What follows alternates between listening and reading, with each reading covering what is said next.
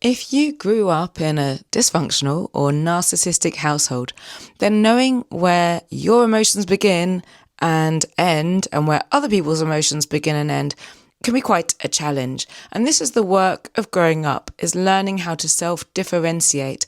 If we can learn to separate ourselves from the radio frequency of the family super system, then we can learn to be mature and we can learn to be less reactive in other situations. So how can we do this? How can we separate the emotions of the others in the system from our own?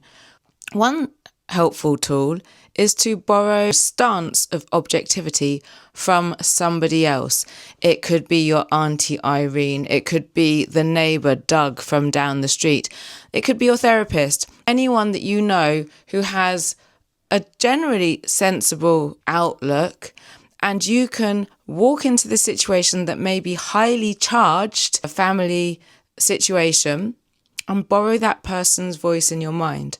So instead of reacting from your knee-jerk reactions, take a step back, pause, and think, what would Doug from down the street do?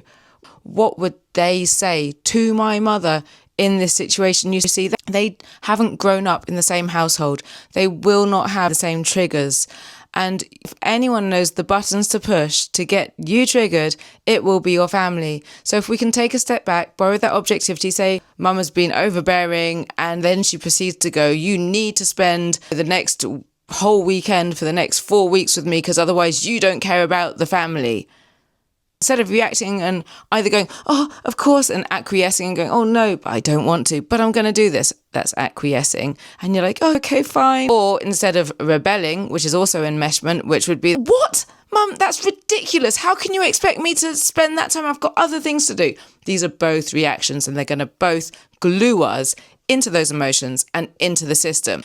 And how we know the system wants us to be in their emotional state is the person who is the messenger for that system, say the mother at the time, can then turn around and say something like, how can you not think like we think? And Doug from down the street would probably turn around and say, well, I'm a different person and I have a different mind and I think in a different way. I appreciate you want me to spend the next 4 weekends with you, every single weekend, all of it. That's what you want. However, I will not be doing that. I am willing to give you, I don't know, whatever you're willing to give, 2 hours on a Sunday or whatever in that situation. And this is how you can gradually separate yourself from that emotional thinking of the family. It is worth doing the work